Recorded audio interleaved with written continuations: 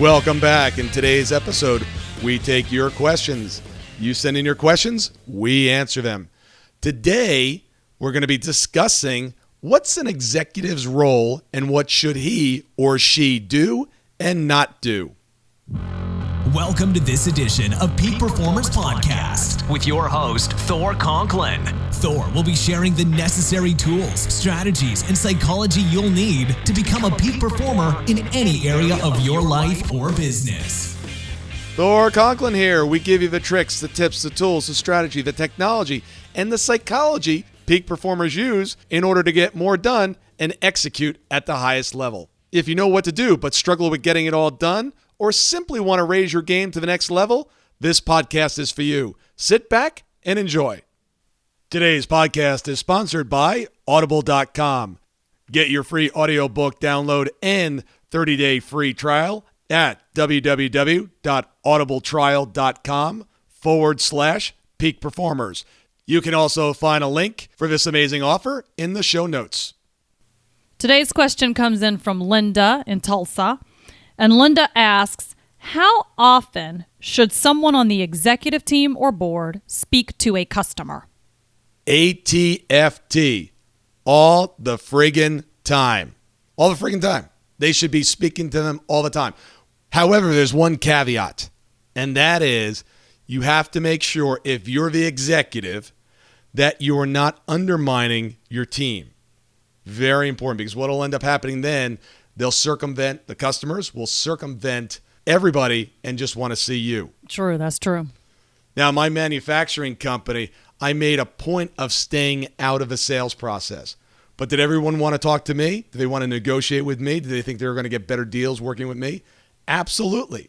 And I wanted to connect with those customers. Did they? Did they get better deals working with you? No, and I'll tell you how I did it. I'll tell you exactly how I did it. So, customer would come in, if let's say it was a face-to-face meeting, they'd be working with the sales team, and then they're always like, hey, I want to talk to Thor, bring him in, I want to talk to him. And I wanted to talk with them as well because I wanted to connect with them. I wanted to, continue to cement that relationship, even if it was a new customer prospect. I said, look, we're going to go, the sales team's telling me this, this, and this, that you're looking for this. Continue working with them, and you're going to be great. You're going to be well off. And they go, well, we really want to talk to you. We want to talk, we know you have the final say. I said, I do have the final say, but let me say this first. The sales team is going to give you a better deal than I am. And they look at me and say, well, why? I said, well, one reason only. It ain't their money. If they cut the deal, they're not working on commission. They'll cut this deal to the very lowest point. They're going to bring it right down to the bone. Me? I like my profits. You ain't getting that deal from me. So if you want the best deal, you can go deal with them, and they're going to give it to you because it ain't their money. What they're paid on is getting the deal done. And they go, oh, okay. And that worked really, really well because in the beginning, I'd get involved. I'd work with them, and then that customer, for the life of that customer, they keep coming back to me. Which also just usurps your time. Well, it usurps my time, yes. But again, this is a high use of my time, right? Closing deals. I mean, these deals were anywhere from $20,000 to $80,000. So I didn't mind spending the time doing that, but it quickly became apparent that it was undermining the team. The team wasn't happy about it. Nobody was happy. The customer was, and it just wasn't working. Here's what's at the center of most businesses and the issues that they have. Their executive team is not reaching out to the customers. No one's really reaching out to the customers. Sales people are. And the customers feel disconnected because what happens in most organizations, they get the customers, they round them up, they put them in the nice little pen, right? Like, farm animals. And then what do? They go chase down new customers and they try to get more people in the pen. Well, what's happening is there's a back gate that's open. And a lot of these customers are leaving because they're being ignored. They're not being nurtured. It's like, okay, I've got you now. Now you're in the fold. I used to. Well, I'm sorry. In the funnel. Yeah, don't get me started with funnels. In the old days, I used to work in New York in M&A, and there was a guy that I swore he had a black phone and a white phone, and the black phone was for prospects, and the white phone was for customers. And I said, you never answer the customer phone. But that black phone, when that rang, you were answering that all the time. If you were a prospect, he was like, whoa, I'll work with you anytime. But as soon as you became a customer, it was like, okay, you're in. I don't have to spend any time with you. Next, exactly. And that's a wrong way to go about it. You've got to be working with the people that already raised their hands and said yes.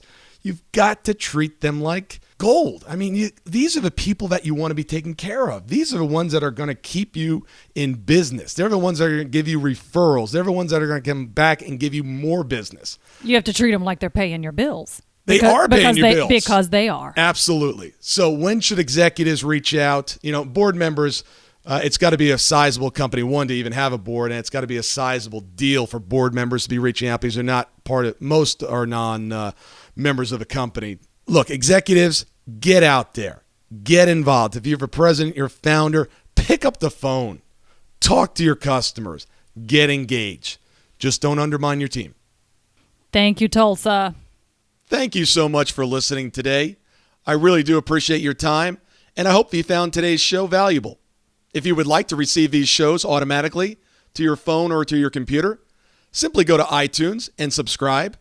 After listening to several of the shows, if you're so inclined, please leave us a 5-star rating, as this helps us reach additional people and spread the message.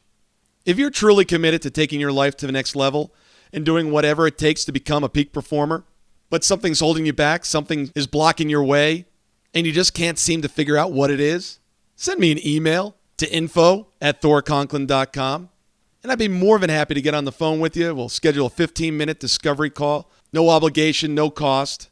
I absolutely love to hear from the listeners, and if there's something I can do to help, I'd be more than happy to do that. Also, if you found something of great interest in today's show and you want to share that with your friends and family, simply go to my Facebook page, Thor Conklin. Click on the episode, hit the share button, and share it on your page. You can follow me at Twitter at Thor Conklin. The website is thorconklin.com. We're constantly adding new free resources, discussing additional tricks, tips, tools, and strategies on how to be a peak performer.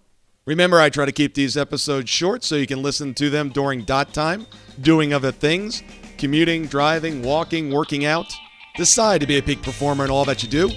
And until tomorrow, have an absolutely amazing day.